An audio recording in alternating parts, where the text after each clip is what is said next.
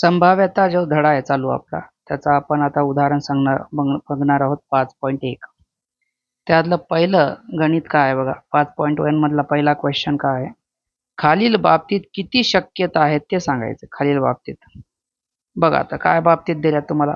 वनिताला महाराष्ट्रातील खालील प्रेक्षणीय ठिकाणांची माहिती आहे. त्यातील एका ठिकाणी मे महिन्याच्या सुट्टीत ती जाणार आहे. आता बघा किती ठिकाणे दिलेत. अजिंठा, महाबळेश्वर, लोणार सरोवर, ताडोबा अभयारण्य, अंबोली, रायगड, माथेरान, आनंदवन. किती आहेत? 1 2 3 4 5 6 7 8. 8 पैकी एका ठिकाणी ती जाणार आहे. पण पॉसिबिलिटी किती आहेत? 8. येथे महाराष्ट्रातील 8 प्रेक्षणीय ठिकाणे दिलेली आहेत. 8 प्रेक्षणीय ठिकाणामधून एका प्रेक्षणीय ठिकाणाला भेट देणे या यादृच्छिक प्रयोगात किती शक्यता आहेत? 8 शक्यता आहेत. 8 का शक्यता आहेत? अजिंठाला जाऊ शकते, ती एक शक्यता आहे. महाबळेश्वरला जाऊ शकते, ती एक शक्यता आहे.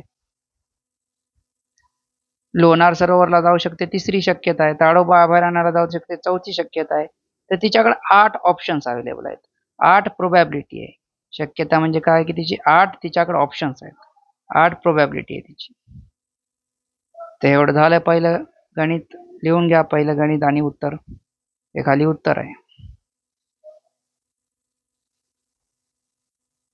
चला आता दुसरं गणित बघू उदाहरण संग्रहामधलं. खालील बाबतीत किती शक्यता आहेत ते सांगायचे. एका आठवड्यातील वार यादृच्छिक पद्धतीने निवडायचा. आठवड्यातला कोणताही एक वार. आठवड्यात वार किती असतात? एका आठवड्यात 7 वार असतात. तो कोणताही एक वार निवडण्याची शक्यता कोणती आहे? 7 शक्यता आहेत. म्हणजे आपल्याकडे ऑप्शन्स किती आहेत? 7. 7 वारामधून एक वार निवडणे या यादृच्छिक प्रयोगात किती शक्यता आहेत? 7 शक्यता आहेत. 7 पैकी एक निवडायचे. 7 ऑप्शन्स आहेत. आपण रविवारही निवडू शकतो, सोमवारही निवडू शकतो, मंगळवार, बुधवार, गुरुवार कोणता पण एक 7 पैकी आपल्याकडे ऑप्शन आहे. आपण कोणता पण एक वार निवडू शकतो. तर बघा 7 पैकी एक जर निवडायची असेल तर त्याला काय म्हणतात? प्रोबॅबिलिटी किती आहे? 7 आहे म्हणतात.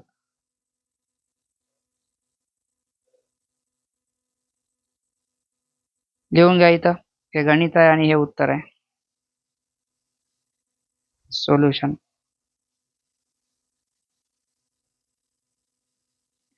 चला पुढे. तिसरं गणित उदाहरण संग्रहातलं काय आहे?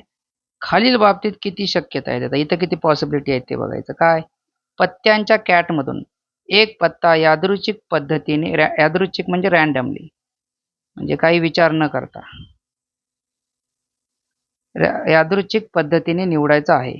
पत्त्याच्या कॅटमध्ये एकूण किती पत्ते असतात? 52 पत्ते आहेत. सगळ्यांना लक्षात ठेवायचं. 4 कलरचे 13 असते, 13 52. तर ते 52 पत्त्यापैकी एक पत्ता निवडायचा आहे. तर किती पॉसिबिलिटी आहे? 52 पॉसिबिलिटी आहेत. आपल्याकडे 52 वेगवेगळे ऑप्शन्स आहेत. तर 52 पत्त्यामधून एक पत्ता निवडणे या यादृच्छिक प्रयोगात 52 शक्यता आहेत. लिहून घ्या तिसरं गणित.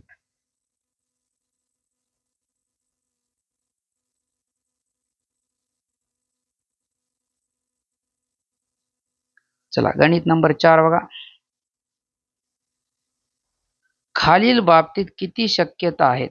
प्रत्येक कार्डवर एक संख्या याप्रमाणे 11 पासून 20 पर्यंतच्या संख्या लिहिल्या. 11 पासून किती? 20 पर्यंतचे अंक लिहिले. त्यातून एक कार्ड यादृच्छिक पद्धतीने निवडायचे आहेत. आता बघा 11 पासून 20 पर्यंत आकडे लिहूत आपण. 10 पासून 20 पर्यंत.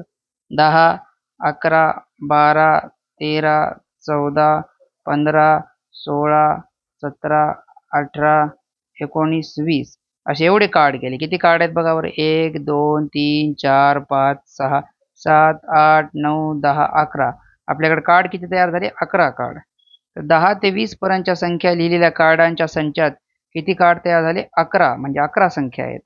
तर 11 कार्डमधून एक कार्ड काढणे या यादृच्छिक प्रयोगात किती शक्यता आहेत? 11 शक्यता आहेत. का? कारण आपल्याकडे 11 ऑप्शन आहेत ना. तुम्ही 10 वाला कार्ड निवडू शकता किंवा मग कोणतं कार्ड निवडू शकता? 11 वालाही निवडू शकता. तर यासारख्या तुमच्याकडे 11 पॉसिबिलिटी आहेत. म्हणून शक्यता म्हणजे प्रोबॅबिलिटी. किती शक्यता आहेत? 11 शक्यता आहेत. ते तुमचा पहिला उदाहरण संग्रहातले 4 गणित झालेले आहेत. गणित आणि उत्तर दोन्ही पण लिहून घ्या.